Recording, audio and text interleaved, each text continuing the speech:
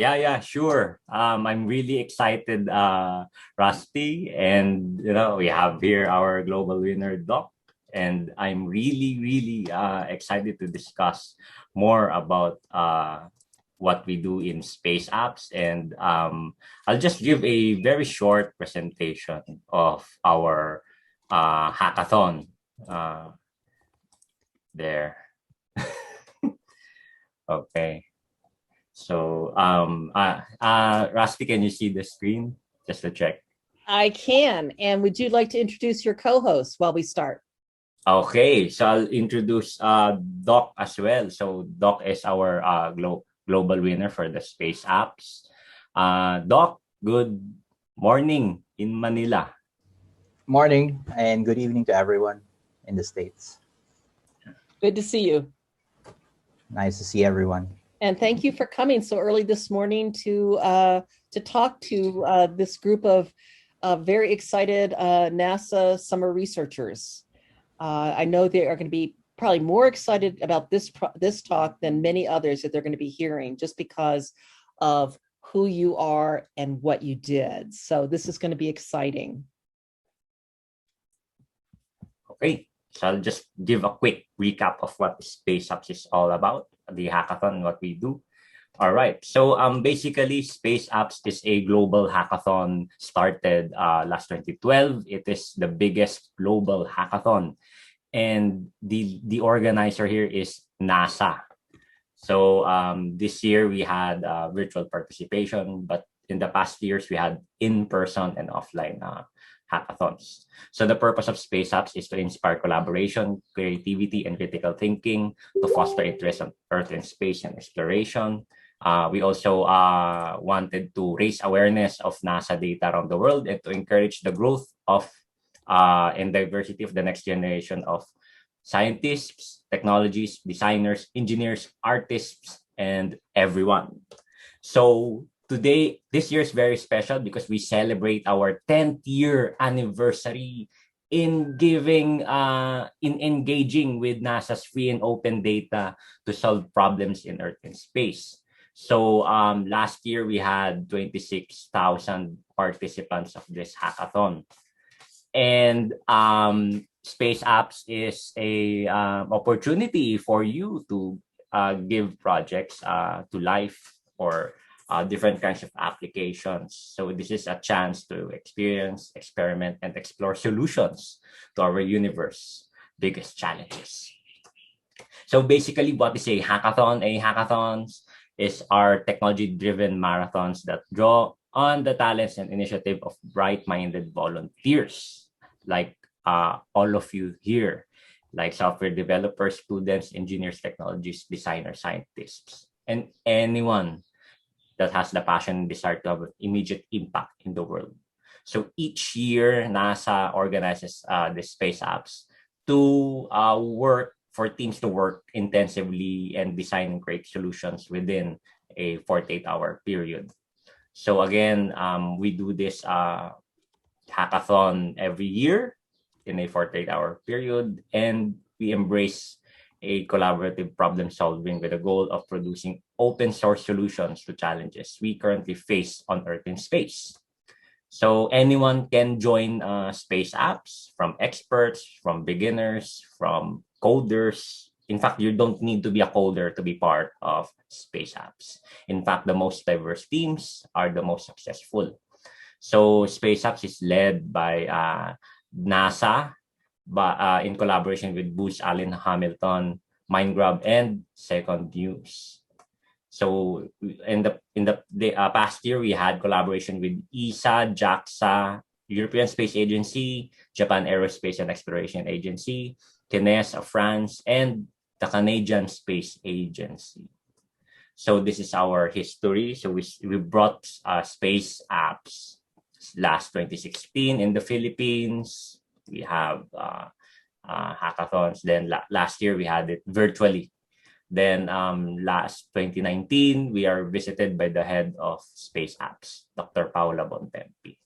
So she is a biological oceanographer. So each year, NASA creates challenges, no?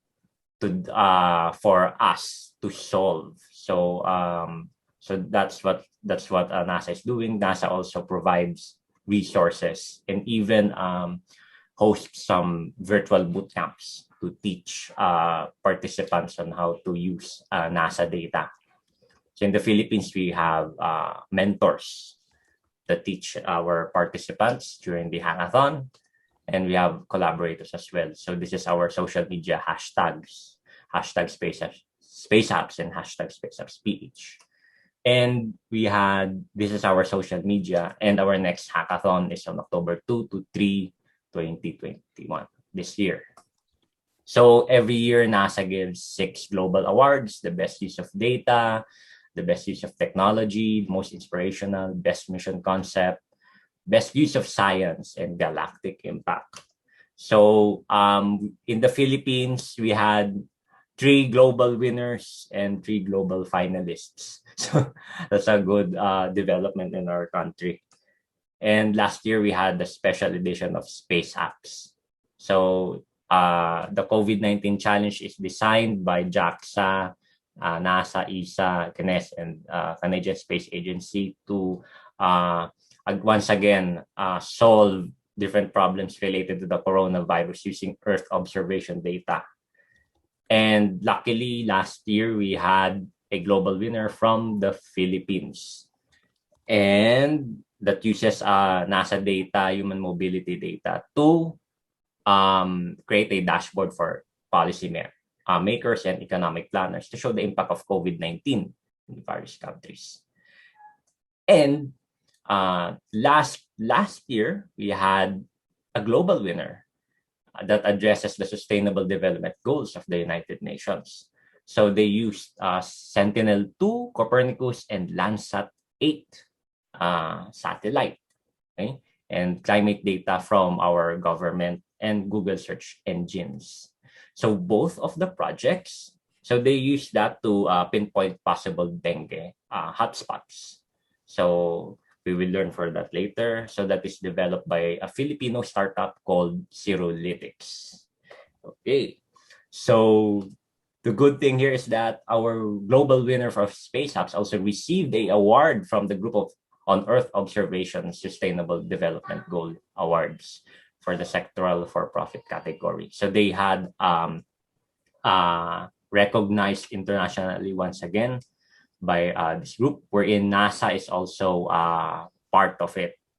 And lately, we had this recognition once again from UNICEF for the digital public good. So the winning project was recognized once again. So that's a good news for open data, for solving the SDGs. So I'm really, really proud of our winner. So again, if you have more questions, please don't forget to email me or let's chat later.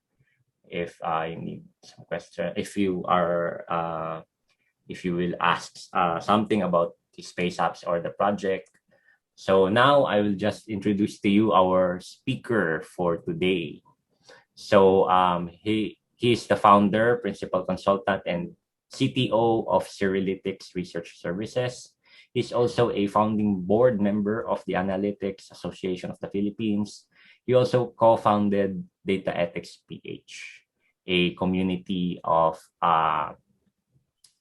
those who want to have social impact on data. And he's also a data analyst, software developer, entrepreneur, and technologist. So let's welcome the global winner of the NASA's International Space Apps Challenge.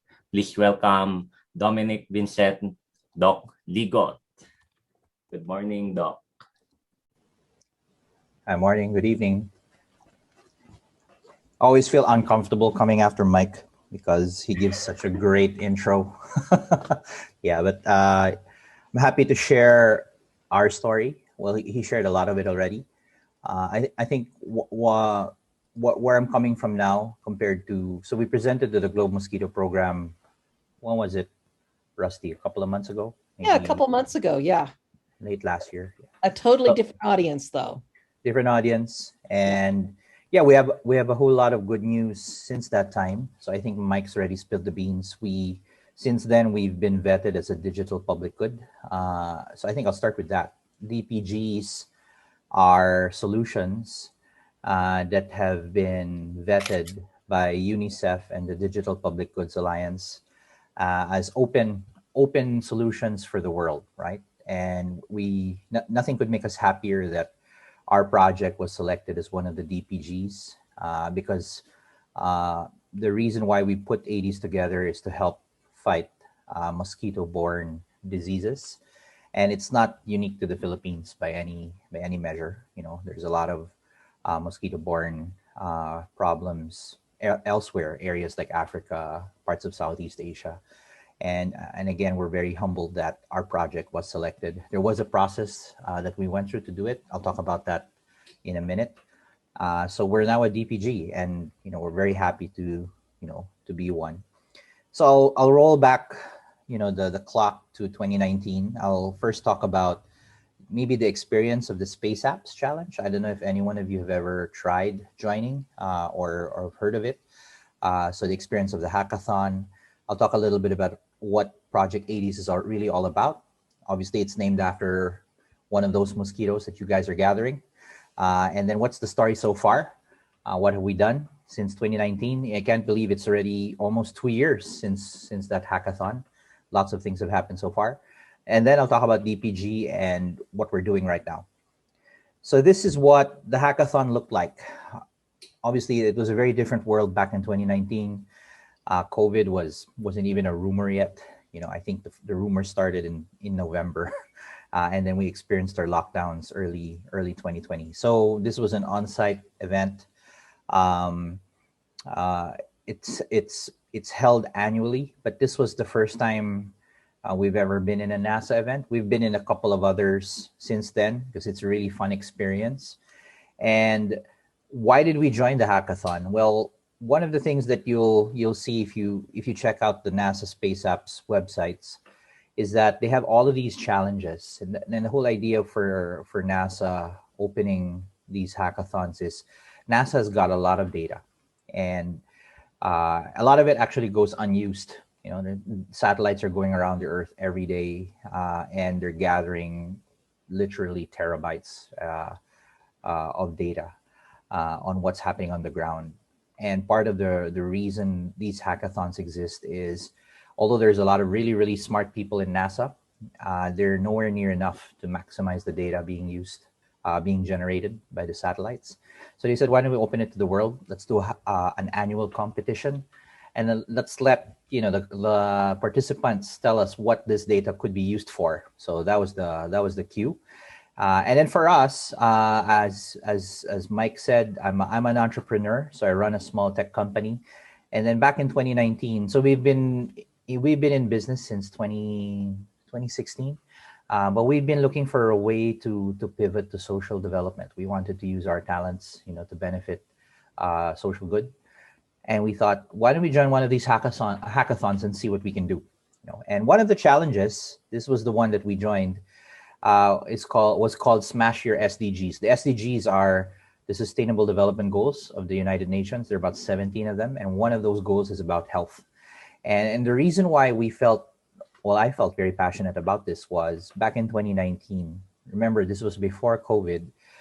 There was an epidemic of dengue in the Philippines. So these were the stats at that time, about August, September 2019. About 1,000 people have died. Almost 300,000 were getting infected. So it's kind of like COVID, but before COVID. And the problem that we really wanted to look at was, we live in a place where health data is really hard to get. And it's because at that time, the health system was being overwhelmed by this dengue. And when we were checking, the public health reporting was about 2 to 3 months delayed. And obviously that's going to have a massive impact on, how do you solve a problem if you're only looking at data 3 months in the past? You need to find a way of getting the data now. So that was the inception of what we wanted to do. So when we got to the drawing boards during the hackathon, we thought, why don't we reimagine this problem from a data perspective? That's how it starts. And if you join the space apps, a lot of it is really about data. So although you're solving social problems, you're getting your hands dirty with satellite tech. At the core of it is really data management, like understanding what data you have in front of you. So we thought, okay, let's imagine the dengue problem from a data perspective. So at the end of the line, you have the reports that our Department of Health were putting out, and we know that was late. But it actually starts, if you think about it, from the environment. Mosquitoes love, habitats that are moist, stagnant water, for example, or near marshes. So if we can figure out a way of analyzing and detecting the environment, that would be step one. Then the mosquitoes start spreading, and I think that's what got us in touch with the Globe Mosquito Program, because that's what the program does. Looking at habitats for mosquitoes, understanding under what conditions mosquitoes love to spread, and then when you have a lot of Aedes aegypti, specifically mosquitoes, that's when you now have an environment ripe for dengue. Other data that we were looking at as well is the internet.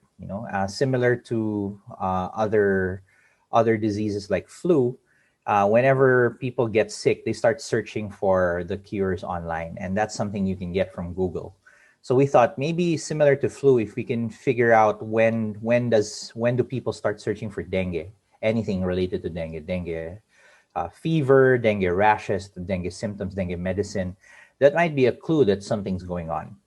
And then, unfortunately, dengue goes undetected for the most part until you get the first reports of either people getting sick or dying, and that's really the only time the health department starts mobilizing. So that was the reality. So if this is what's happening, at least in our heads, we thought this is probably what's happening out there. We can already detect three out of these 5 steps. We know when the reports come in. We know when people start searching for dengue. You can get that from Google.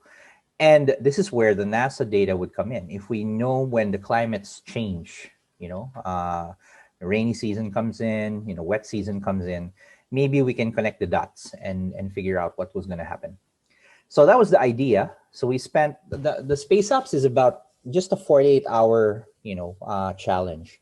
So it really encourages you to really think about your solution and what to do with it, but in a very quick, period. So it forces a lot of creativity on your part, because you need to submit. You join the hackathon on Friday, and then with just a few opening ceremonies, it's on, and then you end it on Sunday. And at that time, it was like on site. We were doing it in one of our schools. So we thought, okay, if the data is delayed, but the satellite data isn't delayed, Google data isn't delayed. So if we can find a pattern that can connect what's happening with the dengue and what's happening with Google, and what's happening with the weather and satellites, then we can now cast, what's happening now, right? Even way before the reports arrive, we should be able to predict like how much dengue is happening today. So that was the thought. So one thing about NASA as well, the Space Apps, is it really forces you to get your hands dirty with a lot of really cool technologies. And although we'd been doing data work way before 2019, this was actually the first time we got our hands dirty with technologies like social listening. Social listening is, getting data from social media and Google searches. Machine learning is very exciting. I'm sure you've heard of it. It's using data to create, to understand patterns, and then maybe using those patterns, you can predict when things are happening in the future. And then remote sensing is a term used to describe satellites. If you understand what data comes from satellites, then you can use that as well in your predictions. So these were the 3 technologies we were playing with. Okay, so I want to show you this chart. This was back in August, basically a pattern of the Google searches for anything related to dengue. And if you look closely, there is a repeating, cycle. Like every August and towards December, there's a peak. August, December, and then we were about to get into August. It was starting to peak again. So there seems to be a regular cycle when people start searching for dengue. This isn't the dengue yet. This is people searching for it. So we thought, hey, look, there seems to be this recurring cycle, might be a clue on when dengue is about to spike. Another thing we noticed was the locations are different. So if you're in the health department, you may know when dengue is about to strike, but you don't know where. And that's really tough because if you know about the Philippines, we're not like the US, which is this big land mass. We're really a smaller country, but composed of many islands. So it's like, it's like a tic-tac-toe. You don't know where the dengue is going to pop up. That's the problem. And it costs a little bit more. It's more expensive to be moving supplies around. So definitely if the health department could get a clue on where dengue was going to strike, that would be useful. And then finally, of course, it doesn't take a scientist to figure out that the spikes were getting bigger and bigger. In fact, in 2019, that was probably the worst dengue we've ever had in 5 years. So the epidemics were getting worse. So there was really a need to get this solution out as quickly as possible. So we used this data to figure out which areas to center on. So we had a few, these were islands in the Philippines. And we thought, okay, let's look at these worst hit areas as far as the Google searches are concerned and use that as our NASA Space Apps entry. So we'll focus on those areas. This is the chart that came out of our machine learning. So what we did was we took the Google data, we took the weather data that we also got from the government and satellites, and we started to run some machine learning models to predict, is there a pattern that we can use this data to predict the actual number of people sick with dengue, so dengue cases, and also deaths from dengue. Unfortunately, people were also dying. And we were pleasantly surprised to see that there was a relationship, about 82% from a correlation perspective. So it wasn't perfect, but remember, it's a hackathon. Anything quick and dirty will do. And at the end of the day, it's about predicting the general trend. So the orange line here was the prediction, and the blue line was the actual number of cases. So we got it to, close enough for it to be useful. And we thought, okay, now we have not only do we have a solution that can tell us where people are getting panicky about dengue, we now have a solution that can tell us when dengue is actually striking and by how much.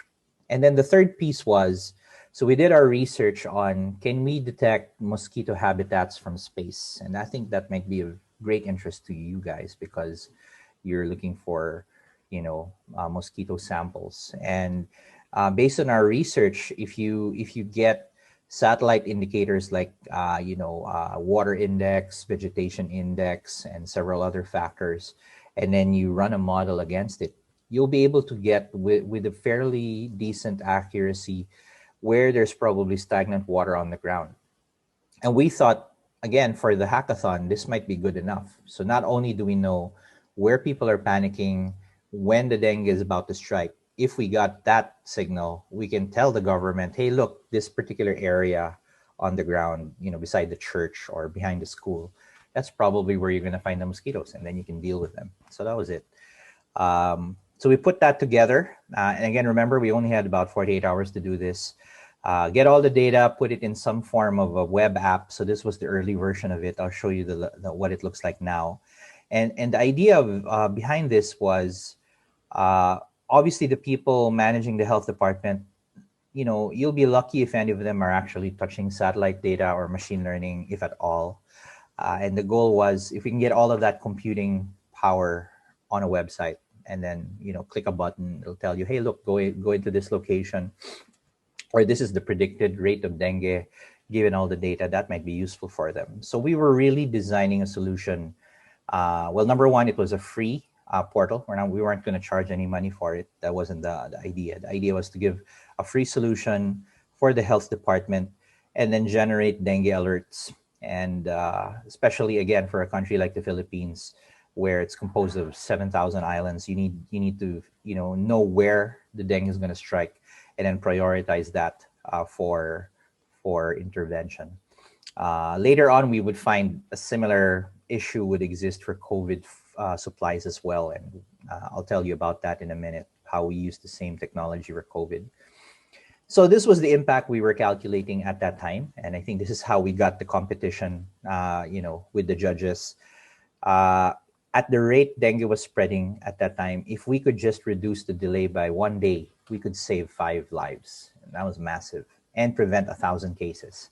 And I think for those of you who are looking to join hackathons like NASA, it's really important that you can show not only how your solution works, but also exactly how you help society. And giving a number like this is very powerful.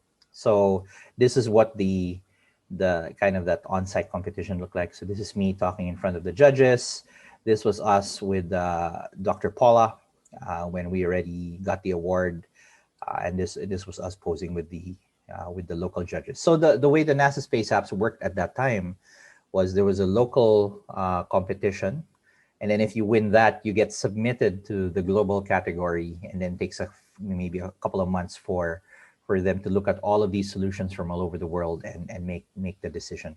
I think nowadays, since the competition is probably going to be online, anyone's entry goes directly to global. If you're good enough and you satisfy the criteria, you get elevated to global immediately, which is for me even better. So immediately if NASA's interested in what you're doing. So we did this competition in October of 2019, and then we got the word in February. First in January we got the word that we were a finalist for the global competition, and then finally in February we got the award. And remember, this was already 2020. COVID was already a rumor at this time, so we were actually expecting to go to NASA. Kennedy Space Center was part of the trip for all the winners. Unfortunately, that never happened. Maybe at some point in the future, we might find a way now that COVID's getting under control. But then shortly after that, we got invited to our government satellite facility. So this is our Department of Science and Technology. There's Mike over there, always the supportive guy. And then at the same month, the Philippines went into lockdown, like most of the world. So radio silence for us. That is until November of 2020, where we got word that Project Aedes, basically, and our company were one of the several institutions being recognized by the Group on Earth Observation. So GEO is this global organization composed of not only satellite and space technology companies like NASA, ESA, JAXA, but also the United Nations. And what they were interested in are people who are using space technology to solve sustainable development goals. And we were just, lucky and blown away that they heard about us and they found us. And we were vetted by them as one of the I think we were one of the first awardees, at least in our part of the world. We also found that there was another institution in Vietnam doing almost exactly the same thing. They were using satellite data to also predict dengue. The difference was they were looking at more satellite indicators, while for us we were also combining it with data from Google. And then the most recent news, so shortly after this award, we got a call from UNICEF. And so these were the guys from UNICEF, and they heard about our award, and they were interested to explore if we were interested to vet Aedes project as a digital public good. And so the mission of UNICEF is to find these digital and technology solutions that the inventors are willing to share openly. Because if you're a scientist, a researcher, or an inventor, whenever you come up with something that wins awards, there's always like the natural path would be, oh, maybe we can get an investor and maybe launch a startup and make tons of money. Of course, that never hurts, right? But we felt that for a dengue detector, it didn't feel right that we were going to monetize it, or it didn't feel right that we were going to go the usual investor route.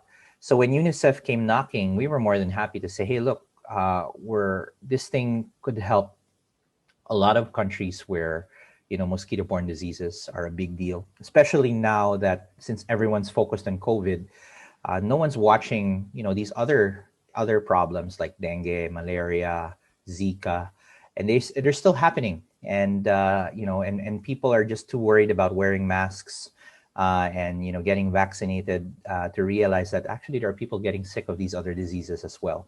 So solutions like this would be important. So we started the process in November, and in May, just last month, we finally got the go signal that, hey, look, you're now a digital public good. There's only 25 in the world, and what they're trying to do is, expand that. So if you go to the Digital Public Goods Alliance website, you'll find a list of, solutions that are being vetted for DPG status, and Aedes is, we're happy to see Aedes is one of the first 25.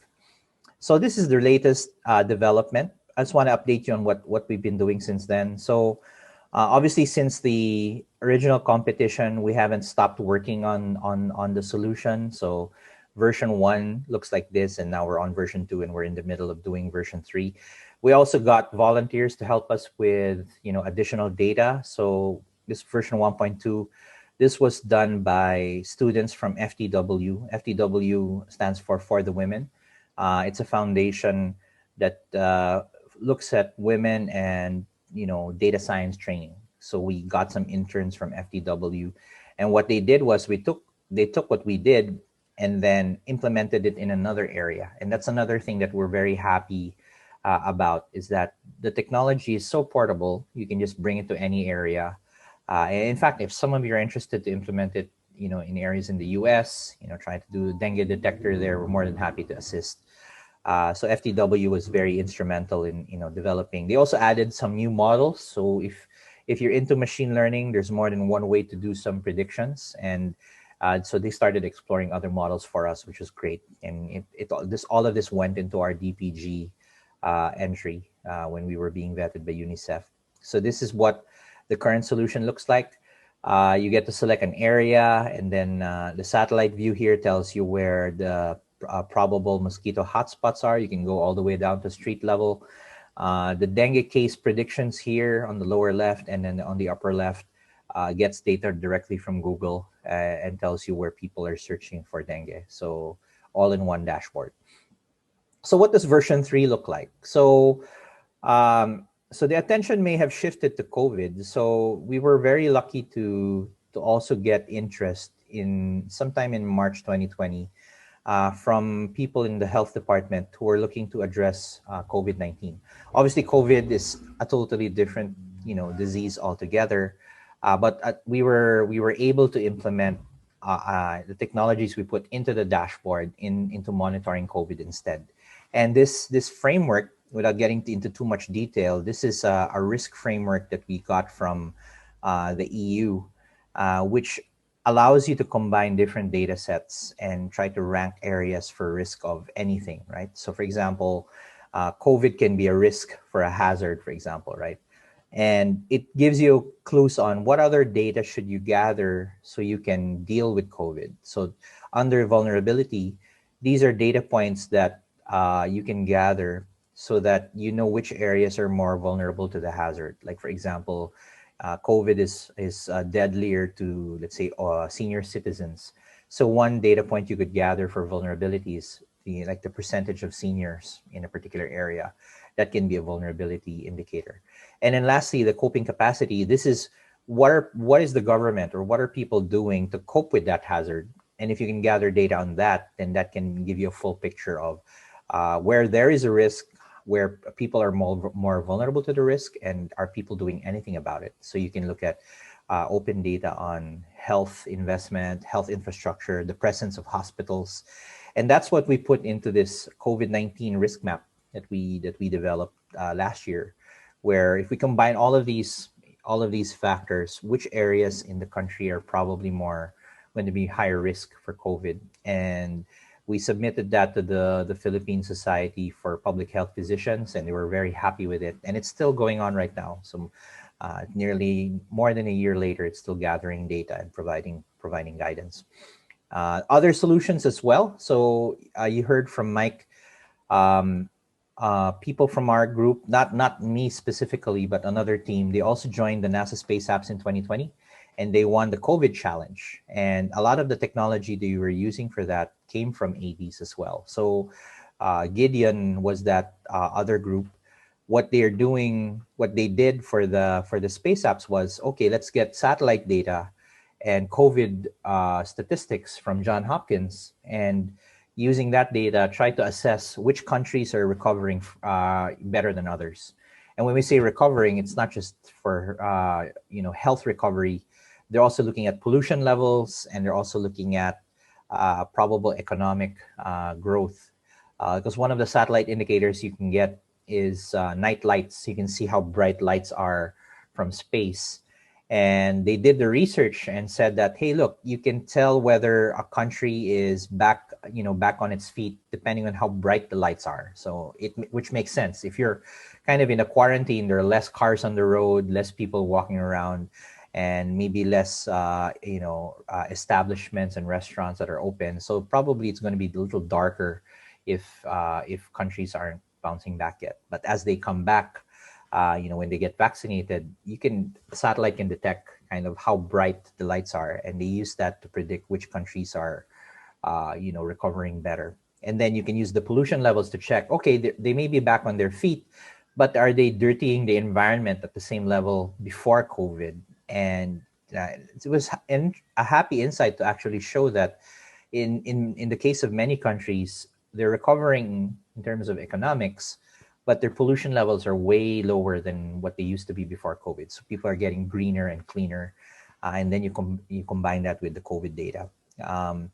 Other solutions, we're also looking at food security. So COVID doesn't only affect health, it also affects supplies, because when you get into quarantines, maybe people can't bring food to and fro certain locations. So same technology, but different data points. And of course, this is the latest version of another group joined the NASA Space Apps in late 2020 and looked at assessing not just for the Philippines, but for other countries, specifically Canada, the risk of other diseases. So there's a lot of new work that has sprung since 2019. We've also collaborated with a lot of people. So this is the long running list of people who are working on not just Aedes, but other projects. Of course, we have Mike here, who's our forever supporter. And we've also linked up with a lot of experts like Dr. Carvajal here. He's actually based in Japan, and he's been studying mosquitoes forever. Maybe one of these days we can invite him to talk to your group. I'm sure he could share more than a few things about not just mosquitoes, but dengue. Okay, I'm just being conscious of time. I know you guys must have a lot of questions, so I'll probably skip to this slide. Okay, so some of you might be getting ideas on whether hackathons are for you, or maybe some of you are getting ideas to get into startups eventually. For me, I like going back to this diagram. This is it's called the value pyramid. It was published back in 2015 in the Harvard Business Review. It's based on, I don't know if you've studied Maslow's hierarchy of needs. Anyway, so the idea here is you can rank what people look for in life on a pyramid. So on the lowest level of the pyramid, these are what I would call functional things. So people are looking for anything that saves them time, makes money for them, reduces risk, organizes things, informs them of something, etc. And you'll find that if you look around, anything you buy, anything you use will probably tick a few boxes in the functional category. So these are products, right, that people buy. One level up would be anything that has an emotional appeal. So for example, a lot of people are emotionally attached to their smartphones, for example. Why? Because they feel that it gives them fun or entertainment or nostalgia or a badge value, like an iPhone has a little status. So apart from doing all of these things on the bottom, anything that ticks a box here in the emotional level are things people will value, and that's useful for an entrepreneur like me. Like, can I come up with products that not only solve one of these problems, but are also, giving emotional value? And for us, Aedes also had an emotional value because, getting an impact on, saving people from dengue can be quite emotional. And then at the very peak of this pyramid, you have things that change lives and change that affect society. And the reason why I want to leave this with you guys is, You guys are, exploring, let's say, mosquitoes. You're exploring science. At the end of the day, whether you become a scientist, a researcher, an entrepreneur, I think you'll be more fulfilled if you pursue things that not just make money but also add value to society. So that's kind of the message I want to leave everyone. Last few slides. This comes from another idol of mine. You might know him. He launches a few rockets. If something is important enough, even if the odds are against you, you should still do it. I think you guys are very lucky today because, especially through the internet, you have access to a lot of information, a lot of technology. So never stop getting curious about things, and also do things that, again, not just make money or potentially, can start companies. Do things that are fun to do. Do things that inspire you.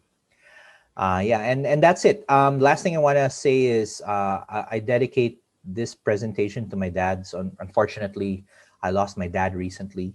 He died of COVID back in May. And it's interesting because we got the digital public goods announcement maybe 24 hours after he passed away. And for me, that's just a sign that my dad's watching me from up there and telling me that, yeah, you just continue what you're doing, son. And I'm still a little emotional after losing him. It's hard to lose a dad, but I dedicate all the work I'm doing now to him and his memory. So that's it.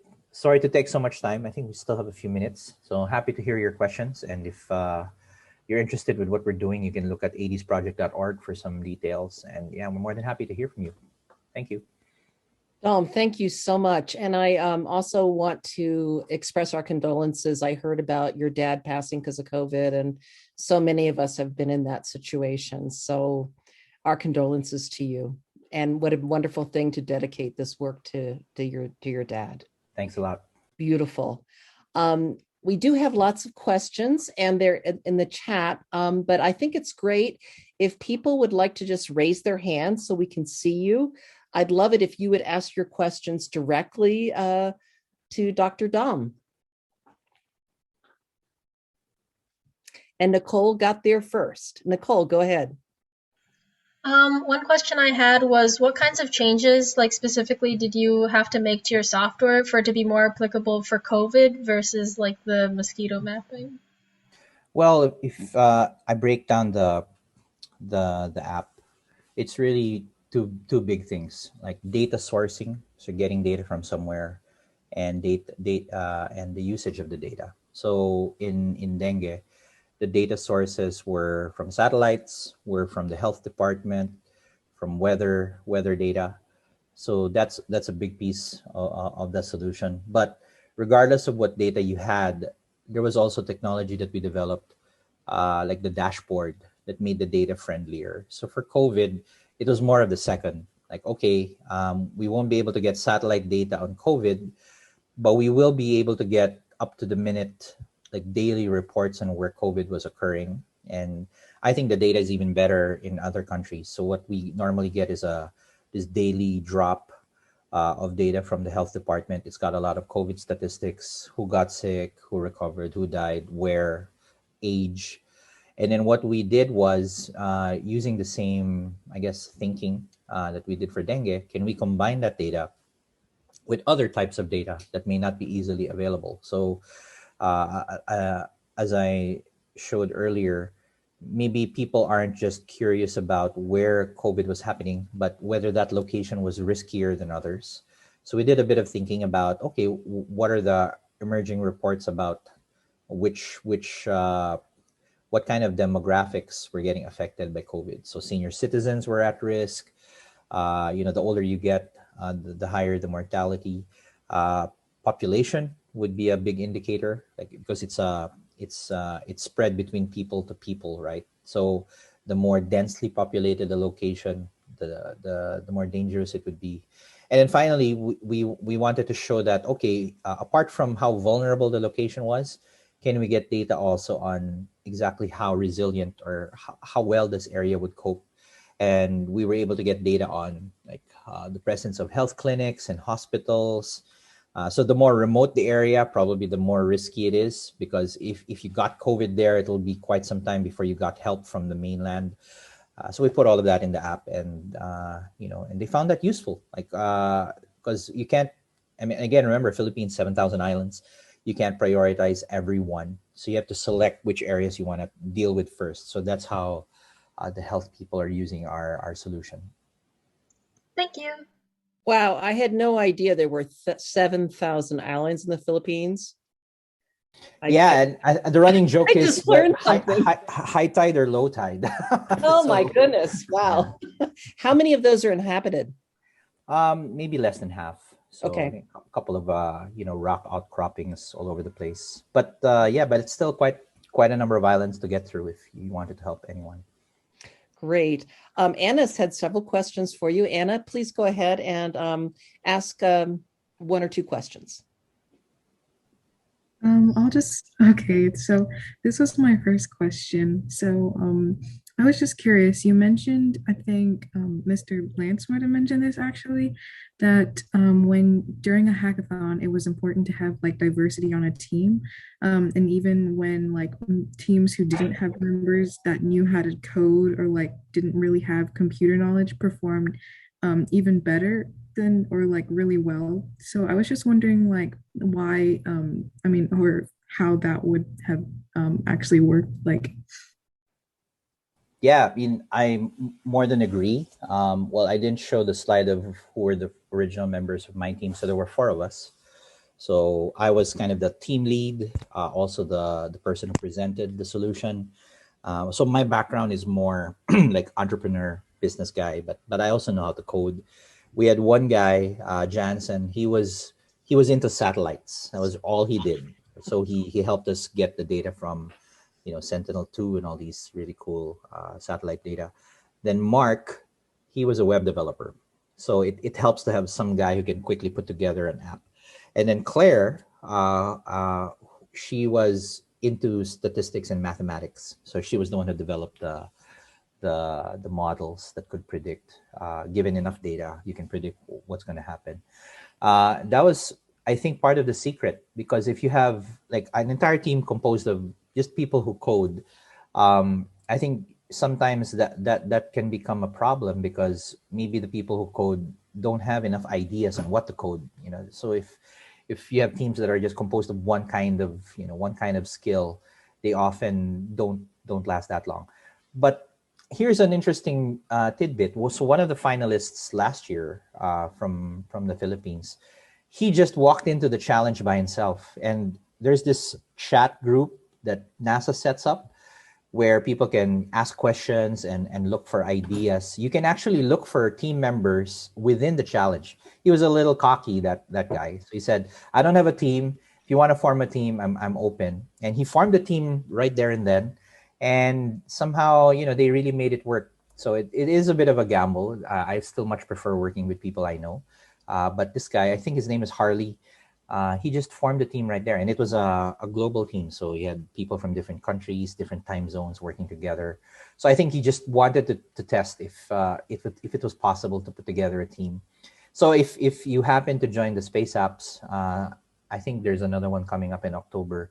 You'll find that there's this really deep community of people willing to help. A lot of them are students as well, because it's great to put on your CV, like, hey, I did this challenge. I worked with people all over the world, and we were able to come up with something. Whether you win an award or not, it really counts as experience. So yeah, I'd say try to link up with people, even amongst your friends. If you're going to put together a team, try not to be one profile. Because you'll never know where the ideas are going to pop up. It may not even pop up in software. It may pop up from somewhere else. But then you need other people who can, take your idea and create a solution out of it. Great, thank you. Nadini has a question now. Hi, thank you so much for the presentation. I just had a question. So what kind of variables did you use to train the machine learning model for the dengue prediction? Okay, so if you do machine learning, you know that you always need a target variable. So the target was dengue cases and dengue deaths. So imagine you have a spreadsheet. Every day you'll have here, or every month rather, in this particular location, these are the number of people the health department tagged as having gotten dengue or died of dengue. So that's what we were trying to predict. And then the data we had on hand was from Google, how many people were searching for dengue, or what's the search relevance at any given time. And we had several search terms. So it wasn't just the word dengue itself. So we had dengue, dengue medicines, dengue symptoms, dengue fever, dengue rashes. So that's another part of the data. And then we also got weather data from the government. So monthly precipitation levels. So like in millimeters, amount of rainfall for that period. And then the average humidity and the average temperature. So we felt that if we could establish that there's like a weather pattern where dengue becomes more popular, then that could be useful. And then finally, from the satellite data, you can get data on moisture levels on the ground and the water index and the vegetation index. So that also goes up and down. It doesn't go up and down at the same time. So there was a lag. So another thing you'll find in machine learning is you can, if you have enough data, you can establish that, hey, look, if it was rainy 30 to 45 days ago, it probably will result in more mosquitoes today. And the reason for that was we found that there was this lag. Like every time we had a spike in rainfall, in 30 to 45 days, there'll be a spike in dengue cases. And we suspect that probably has to do with, the life cycle of a mosquito and also the incubation of the disease. We didn't have enough time to get into that kind of detail. Remember, it was just 48 hours, but that was enough to establish a pattern. And we're working on kind of getting deeper into that phenomena right now. And it turns out a lot of other researchers are into the same thing. They're coming up with similar conclusions. So yeah, it's very exciting. Mm-hmm. Excellent. Anna had another question about land cover data. And do you want to explain to her how the NDVI connects to land cover? Yeah, so NDVI is the vegetation index. Actually, it was one of several vegetation indices that we looked at. There was another thing called FAPAR, which is more of the how much photosynthesis was going on and reflecting to satellites. So that was our way of, in a way, ranking. So imagine a map. If you can get these readings on a pixel by pixel basis. And the good thing about the satellite tools now is you can pretty much do it mostly from the web. Back in 2019, we had to download special software like QGIS to do it. But now NASA and ESA are coming up with web-based tools. So you can just browse and put in calculations directly on the web, and then the map will show you, hey, look, based on this calculation, these are the pixels that are kind of ranking, and you can shade them. So that was the basis for us. What we did further was extract that data into kind of a trend. So you select a GPS lat long location, like, okay, I want to get it this location, and this location. And what you'll get is a spreadsheet with kind of the NDVI and the moisture reading for that location. And then again, bring it back to the machine learning and try to correlate whether did this predict the number of dengue cases in that location. So that was the process that we did. And then if we found that there was a relationship, we just go back and say, hey, look, if we know that changes in vegetation moisture in X number of days will lead to dengue, then that can be a good signal that we can put on our app and say that, hey, look, this particular location will probably have dengue in the next few days. And that's very powerful if you can establish that. Thank you for that. And one thing that I wanted to, and I see Yuvraj has just gone on. So I'll leave my question after Yuvraj. And thank you so much for the really inspiring presentation. I was wondering, how did you first organize your team, and how did you first find out and get interested in the NASA Space Apps Challenge? Well, we were already working together, which helped. So we were doing projects, commercial projects. And so it was kind of a no-brainer to say, hey, look, why don't we give this hackathon a shot? But at the same time, we it wasn't just the fact that we were, already together to begin with. The four people I mentioned, including myself, we were all very passionate to solve a social problem. So I think that's very important when you join a competition like the space apps. You need to get people with the skills, obviously, and secondly, people with the interest to really see your solution through. And like for us, the road from just joining the hackathon to where we are now, it's already almost 2 years, and we're still working together throughout the entire period. So choose people you enjoy working with. Obviously, don't because there were some teams that actually collapsed during or after the hackathon. I mean, it does happen, especially people who can't agree on a solution. I think that's another thing as well. So, you might have a team, roughly same ages. You're all very smart, very talented. But during the hackathon, somebody's got to be the leader. You appoint that person. And that person calls the shots in terms of the timing. Like, okay, like one of our first challenges in that 48 hours was some of the data we got was actually in paper form, like PDFs. It wasn't in a nice, convenient spreadsheet. So believe it or not, in our first 2 to 3 hours of the competition, we were just typing data out, like encoding them. Like, here's the PDF. So we just distributed it amongst ourselves and said, okay, you handle that island, you handle that island, I'm going to handle this island. And in 2 to 3 hours, we should have, 5 years worth of dengue typed out. So that's how we all started. And I was playing the leader and timekeeper as well. So my job was to check, okay, is there any particular part of the project that seemed to need some help? So there were several parts. As I said, there's the web app, there's the final presentation, there's the modeling, and then there's the satellites. So I would just go around and check at every 2.5 hour interval. Okay, how are you doing? Do you need any help? And if that person needed some help, everyone else would drop what they were doing and then help that person. And that's how we were able to kind of last that 48 hours. We were done pretty early, like on I would say midnight. No one was going to sleep over the 48 hours. Midnight of Saturday, we were already done. And the other teams were still in the middle of it. We were going to present things Sunday afternoon. And so we actually managed to get some decent 3 to 4 hours sleep before the presentation, which I think makes a big difference. It's really better to present with some sleep in compared to the others who were slaving throughout the night. And above all things, have fun with it. I mean, it's hackathon; it's meant to be fun. Mm-hmm. Considering.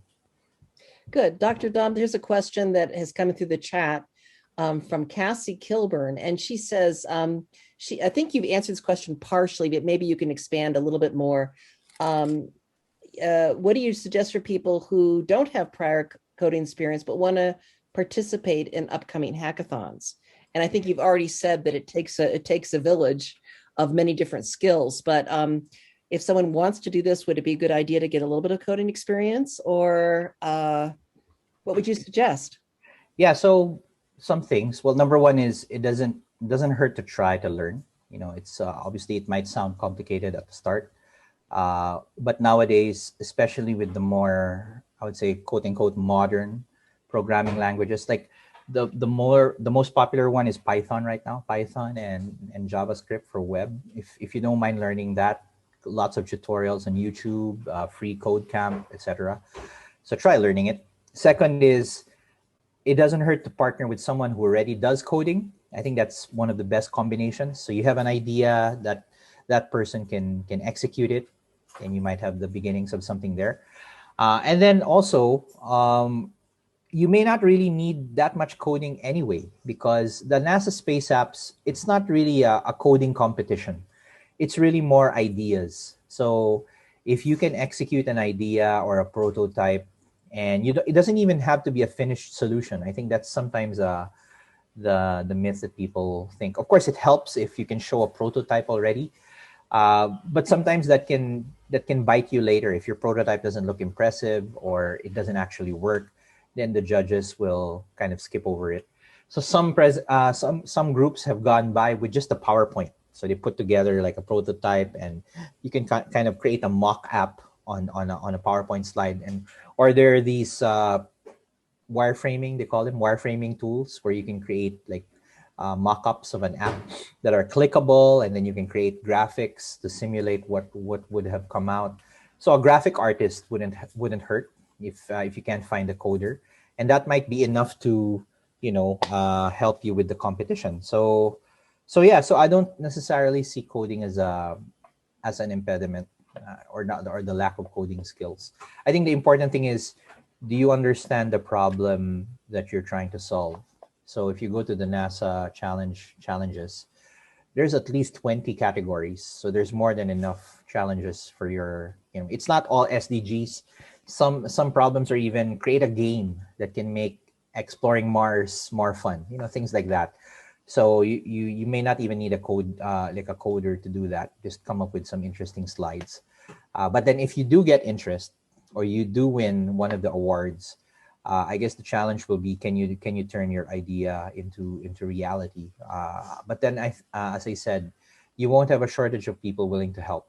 Like even within the immediate community, there's like Mike maintains this Facebook group of local enthusiasts, and there's more than 27,000 people on that Facebook. So more Wow. than, yeah, he's been maintaining it for, I don't know how long, Mike, 5 years already, 6 years, 27,000 followers. So there's a lot of people really into this stuff. Good. I have a question that related back to the COVID, and I know that worldwide, one of the issues that we've had with mosquito-borne diseases is that a lot of the money that we had for fighting, our mosquito-borne diseases like dengue, like chikungunya, like yellow fever and whatnot, that money was diverted to COVID. And I was wondering if in the Project EDES tools that you've found, if you saw any, if you were able to see any of that in your data, or I don't know if I think your Project EDES tool is still current, correct? So did you see anything with respect to that? Well, apparently, like we found that tool in Vietnam. So there's another group working on it. I just don't have the links right now. There's another group in Africa.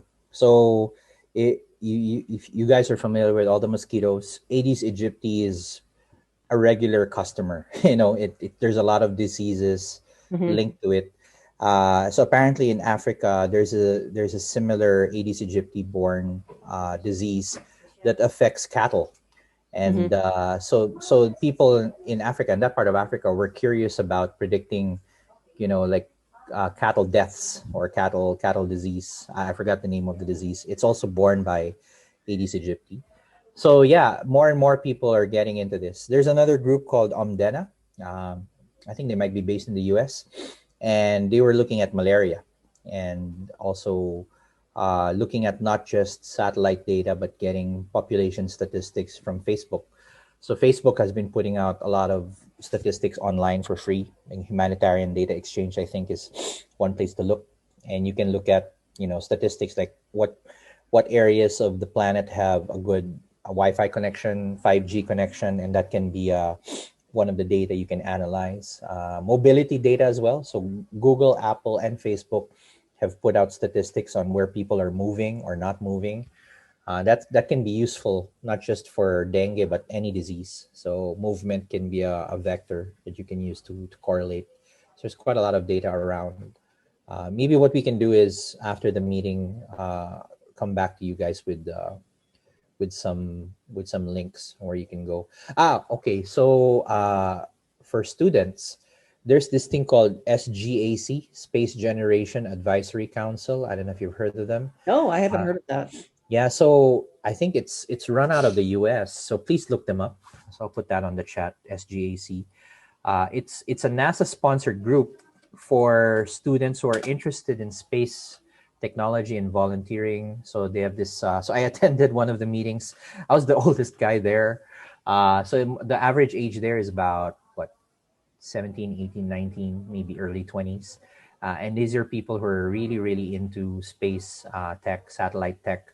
And they form into groups of, volunteers and projects as well. So you get to link up with people from Pakistan, from Africa, from Latin America, obviously from the US and Europe. So that might be a good place to look as well if you want to get into this. Great, that is wonderful. One more question that I wanted to ask was that, I think that a lot of students are going to be interested in exploring your approach, and I'd like to reach back to you, Dr. Dom and Mike, and maybe make some connections with some of these students. There might be even be a group that wants to maybe emulate the Aedes project for a different area. And so rather than everybody reaching out individually, because we have 100 students, I'll create a group, and then maybe we could then meet together in the future. They have till the end of July to put together their ideas. But one of the things I wanted to just throw out to you is, we're trying to do some of this sort of ground, really fundamental work. What we're doing is we're doing land cover observations and mosquito observations that are co-located using the app. And then we're creating a data set where these things are, so you can begin to look at these two variables as they co-vary across time and space. And I was just wondering if you have any brainstorms about what you might be able to do with that kind of data from your perspective. Yeah, so where I would go with that is maybe similar to what process that led us to dengue. So first is gather all this data and try to put it in a nice, convenient data set.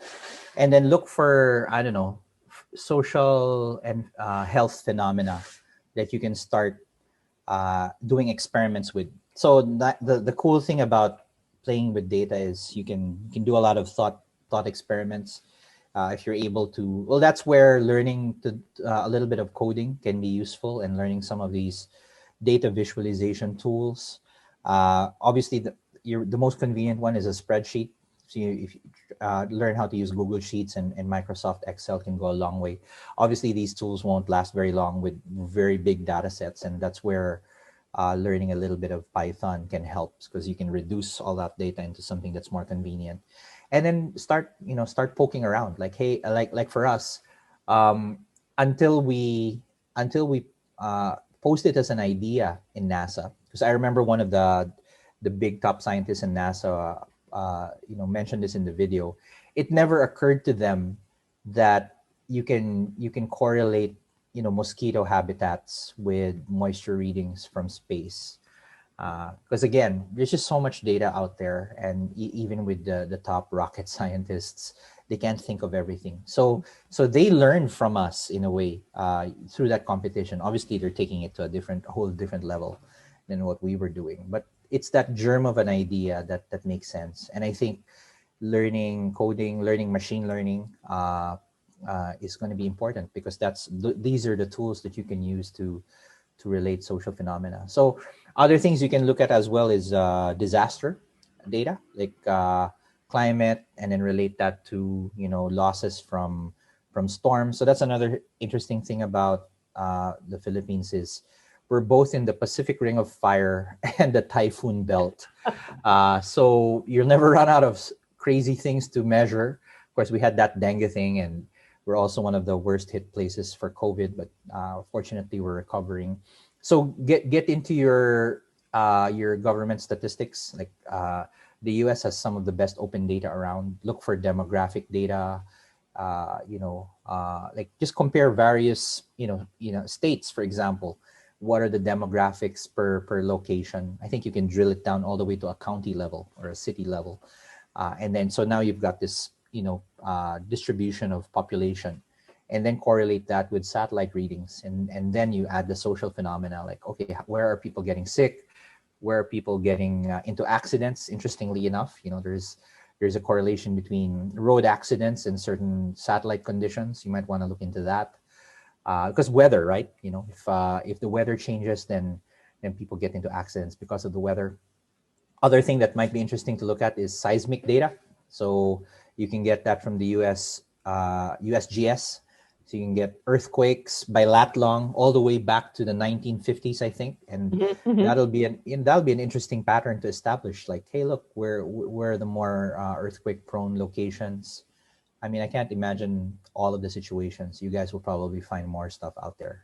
I guess the key is to get started. Get your hands dirty with all of that data. Exactly. Now we're running 2 minutes to the end of our talks today, but Anna has been very patiently waiting to ask one more question. And so I think we'll end with Anna's question today. Go ahead, Anna. Thank you so much. So one of my questions was, how did you calculate the number of lives your app would save? And in response, like, do you think that apps that have like a greater statistical impact on the lives of people have a better chance of like, I mean projects, sorry, like, do you think those kinds of projects would have like more traction in the eyes of researchers or in the eyes of judges? Particularly like when you were doing the hackathon versus like apps that had a lot of like ingenuity behind them? Well, from what we, because we've been kind of a regular attendee. I was also a moderator and a coach in the more recent Space Apps challenges. So just talking about Space Apps specifically, uh, the judges, they've been quite consistent. So they're not just looking for like technology knowledge. You're also looking for solutions that reflect kind of the local situation, because all of the global stuff, NASA's got that covered already. So, and whatever new cool code that you can write, you can imagine that maybe the space scientists have already thought of that. So what seems to keep coming back is, can the data be used for a specific issue that you find in your location or your neighborhood or your community? And that's why I think we got a lucky shot with that dengue thing, because it was a very relevant issue for us. But then we saw other teams come up with solutions. For example, I think it was, I forget which team, they were looking at flooding, for example, in their country. Like, okay, some areas are flooded often. What can we do about it? Or can we create an app that can advise people where the flood prone areas are and what are the closest areas to evacuate them in case there is a problem? There was another app that won last year, and this was before the vaccine started rolling out. They created an app combining, because there's population statistics you can get from NASA as well, coming from satellite data. They use that to rank areas. I forgot if it was Bangladesh or somewhere, where rank areas that are probably that probably should be the first priority for vaccinations for COVID. So they weren't necessarily looking at COVID cases per se, but where they were looking at, okay, based on population statistics, if we were going to roll out a vaccination program, we should target these first 5 areas first, because then you'd have massive impact to the population. So again, ideas like that, you just need to think very carefully about where the space data can be most helpful, and that's what gets the attention of the judges. NASA is not the only hackathon out there. I mean, there's ADB, there's all these other things.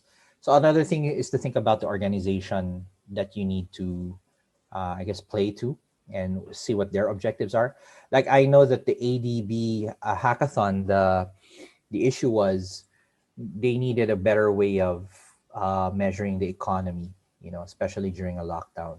And for most countries, economic data comes out maybe once a month or once every quarter. But then satellite data comes out every day, real time. So the challenge was, could you relate what's happening on the economy with what you can detect from space? And that's why we had the idea of using night lights. Actually, even pollution levels can be a measure of economic activity. So yeah, the more activity, the more polluted things are. So if you can find a way of relating that level to the economy, then you have a real-time economic indicator, which can then be useful for economists. So I mean, those ideas as an example. It's so interesting because, the field that I come from is paleoclimate. And in paleoclimate, unless you're looking at bubbles of CO2 and ice, you don't have direct data. You have to use this what we call proxy data, which is what you're talking about here. And so it's a skill that I've been able to transfer to this. So that's really exciting. I want to thank you for that. And we have a request from Mike. He would like to do a couple photos. So just to document this group. So if you're willing to turn your camera on, we'd like to just do a couple screenshots, and then we'll share these with Mike for social media. So it's not required, but if you will, I will take a couple photos. So I have to do it 3 times because we're on 3 screens.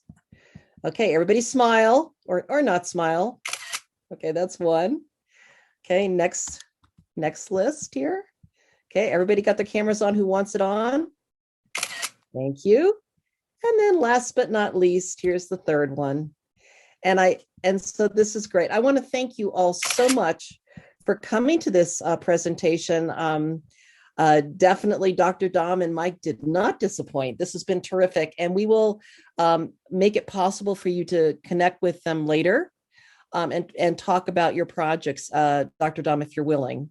I know that what you've done is really kind of like the paragon of where we don't have enough time really to come to get to an end product like Project Aedes, but this is exactly the kind of work that we are doing. So really appreciate it. So we will be in touch. Thanks a lot to everyone who came to the talk today. Thank you to our presenters, Dr. Dom and Mike. I guess that's it. Hopefully some of you will see you tomorrow. Most of the C students will see you tomorrow when Dr. Erica Podest is going to be talking about her research looking at mosquitoes and satellites. So that's happening tomorrow at Cassie, is that 1 o'clock CT? Am I right? I believe so. Yep. Yeah. I always have to ask because I'm probably the one that causes all the time dyslexia dysfunction in this group. I'll just take personal responsibility for that. Okay. Thank you again, presenters. Thank you, interns. And I hope we can all connect again soon. Bye-bye. Thanks, everyone. Have a good evening. Thank you.